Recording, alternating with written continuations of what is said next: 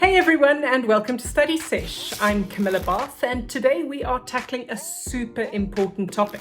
It's something that blends the worlds of media and law and ethics in South Africa. We're going to be getting stuck into laws that govern some really thorny issues. Laws that govern privacy, defamation, hate speech, the access to information, freedom of expression.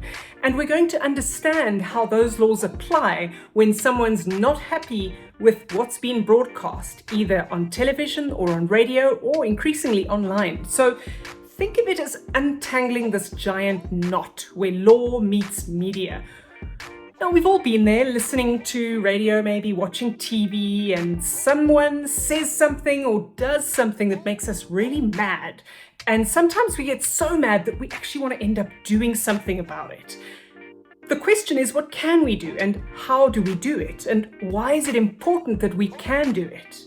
Cameroon is here to guide us through this legal labyrinth, if you will. Welcome, Cameroon, and let's dive in. So, first off, I want to set the stage a little. How does South Africa's legal framework come into play when someone has a bone to pick with a broadcast, for instance? If I'm unhappy, what's the very first step I can take? So first of all, Camilla, you have to actually figure out, is that broadcaster a member of the BCCSA, Broadcasting Complaints Commission of South Africa? Because if they're not a member of the BCCSA or another regulatory body, all complaints will fall under the jurisdiction of the CCC, which is the Complaints Compliance Committee, which has been set up by ICASA, and obviously everything is governed by law. And there has been a new amendment in terms of the BCCSA. So they are also bound by other regulatory bodies in a sense of, or should we say, of a higher legal framework. At the end of the day, the law is the law, but we are looking at regulation of the media by actually looking at the regulators and their interpretation of the law, not necessarily going to court. Everything now has been set up as like a mini tribunal. So first you've got to ask, that broadcaster in which you've got a complaint against, are they a member of the BCCSA or will they fall under the jurisdiction of the CCC? Okay, so first we've got to decide, are we going to the BCCSA, that's the Broadcasting Complaints Commission of South Africa, or are we going to ICASA? If someone isn't a member of the BCCSA, as I understand it, we go straight to ICASA. If they are BCCSA members, we approach the BCCSA. Okay, so now at least we know where to go. I'm trying to think of a few examples of what we might approach the BCCSA or ICASA with, Cameroon. And the one that springs immediately to mind, I suppose, is privacy. It's a hot topic these days. Let's say a show spills someone's secrets without permission. How does the law protect individuals' privacy in these cases? What actions can I take, for instance, if my own privacy has been violated? That's an interesting one. But again, we start off with the law, and it's all the students will learn the law of privacy. And then we will look at it in terms of the eyes of the regulator. So in order to establish a legitimate expectation of privacy, the actual test for privacy starts off to be subjective. Do you feel you've been violated? And then the second part of the test is objective, because then you have to look at your subjective belief of violation, which has to be objectively justified by the reasonable person. A reasonable person is not a person. It is a legal construct, the legal interpretation of what is reasonable in terms of the norms within the grund norm within society, which will obviously result in, was it reasonable or not? There are pieces of legislation like the POPI Act, Protection of Personal Information Act, Electronic Communication Transmissions Act. There's numerous pieces of legislation, but you do have to establish a legitimate expectation of privacy. Everything stems from Section 14 of the Constitution, which gives us our right to privacy. But then also we're looking at private facts and which particular private fact has been violated as well. And then obviously there are different types of privacy violation like eavesdropping. It becomes very, very interesting because the interpretation of the Constitution and privacy can be quite broad as well. But you always start off with the test. subjective belief objectively justified, to establish. Then when we move on from law in terms of the regulator, then obviously they are set up by the law themselves, but they have to interpret it in the context of a complaint and then decide whether or not through the process of adjudication, and the different bodies have got different members, composition, and jurisdiction, and then they will, going through the different procedures, adjudicate the complaint and determine whether or not they feel that there has been a privacy violation, and then decide whatever sanction that they want to give against the broadcaster. Okay, so it's a long and involved process. I mean, give us an idea, Cameroon, if you can, about what kind of sanctions might be imposed on a broadcaster if the decision goes against them. You could obviously ask the broadcaster to desist from future action. You can also give a fine, and there are various different sanctions from the different regulators. But those are the main ones, like you fine them, or you ask them to stop and desist, and there are a few others as well. We've spoken a bit about privacy, but obviously another thing that is often present when we are talking about specifically live broadcasts, I suppose, is this idea of defamation. And it's tricky. It can be a very tricky thing, I think, when a broadcast claims something damaging about someone, or someone in a broadcast claims something damaging about someone else, especially if it's not true. How do those complaints get scrutinized? So it's very similar to an interpretation of privacy. Just going back there for one point in terms of case law, there's a number of cases where you've also got to decide in terms of privacy law, what is in the public interest, because there are defenses that can be used which will enable the person to, I don't know how to say it, not get away, but it's actually make their broadcast lawful. Like, for example, if it's in the public interest, let me give an example. If a minister is actually drinking alcohol and telling the public don't drink, and then the minister is sick and in hospital, but is actually intoxicated in hospital, but it's a public hospital, is that a privacy violation? Initially, you could argue yes, but on the other hand, in terms of the public interest, that is a complete defense to a privacy invasion because it is in the interest of the public. Also, if you give consent, like there was a case to do with people that were, let's say, 3 nurses had HIV in terms of the status. I think it was Patricia, she wrote a book on it. And then in her book, she actually mentioned that these 3 nurses, their particular medical status. And when they did that, she was sued for a privacy invasion because she didn't have consent. So now going back to defamation, there are different ingredients to defamation legally. And everybody has the right to an unimpaired reputation. That is a reputation that means that your reputation is yours and no one has the right to destroy your reputation. However, again, there are defenses in law to defamation. There is the number one defense in media law, the reasonableness defense. And I won't go into that, otherwise I'll keep you here forever.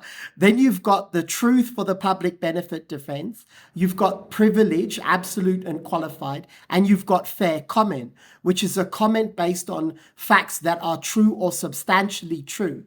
Remember, based on facts that are true or substantially true, which enables you to exaggerate the comment.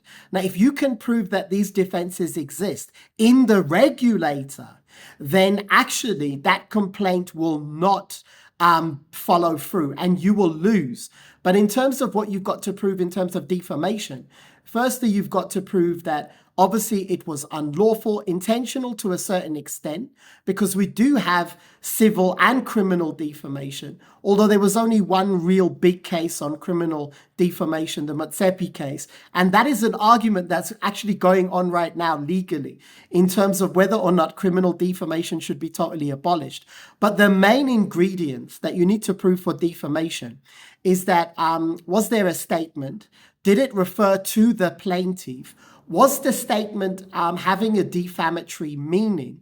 Okay, and was there a publication to a third party? Because if there was no publication to a third party, you could argue it's a dignity invasion, which could be crime and injuria and a lot more serious. But in terms of the regulatory body, the context in which we're talking about, the people that are adjudicating the complaint will not only look at the ingredients of defamation, but whether or not there was a defense to defamation.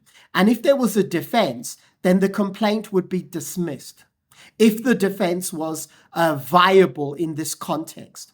But that's subject to legal adjudication and construction based on as Judas generim rules of purposive construction or an extent, or to make that simple, based on the context in which the complaint actually is.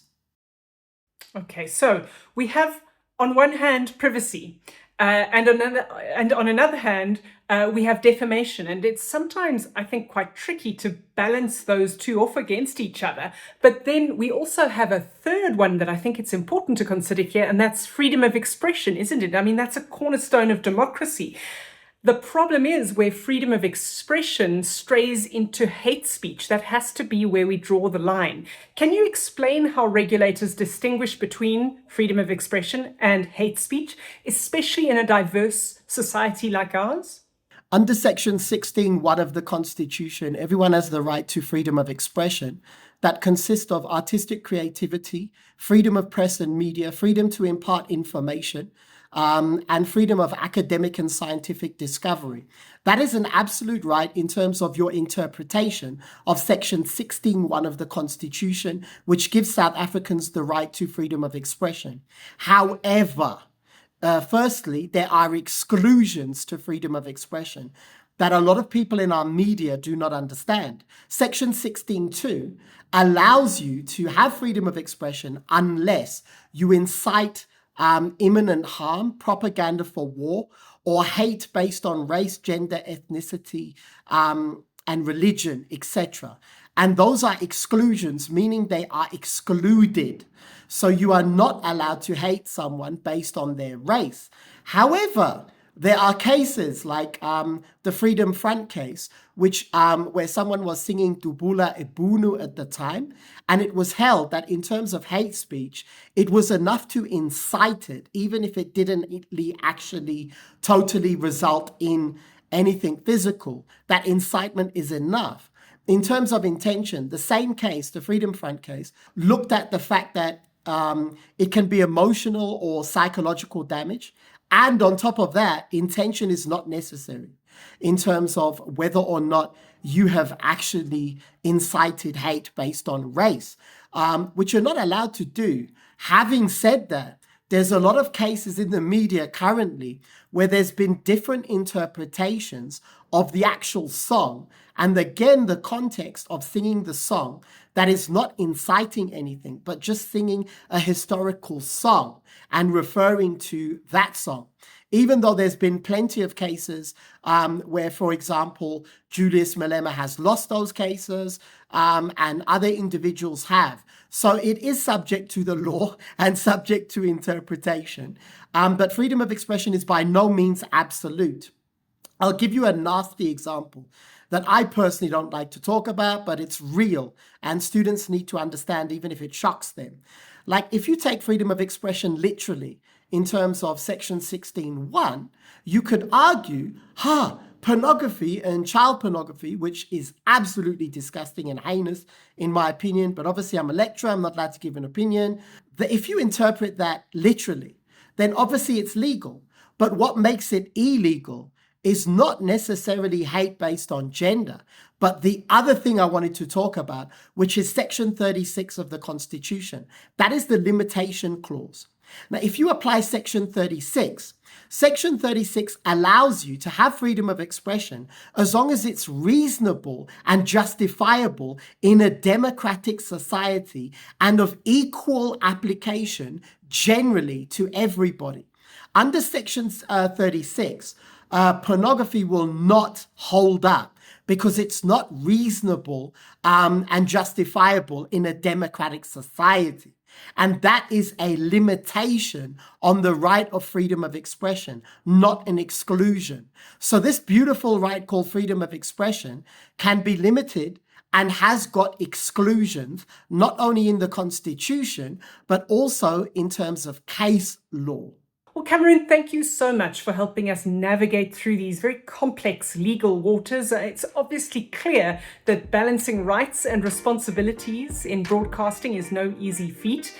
We have to make sure that we are telling people what they need to hear, but we also need to make sure to protect them and their rights to things like privacy, dignity, and freedom of expression. So we've always got to remember that the airwaves carry not just our voices, but also our values. And we need to live up to those values, both as individuals and as a society. So stay informed, stay engaged, and keep tuning into Study Sesh for more enlightening discussions.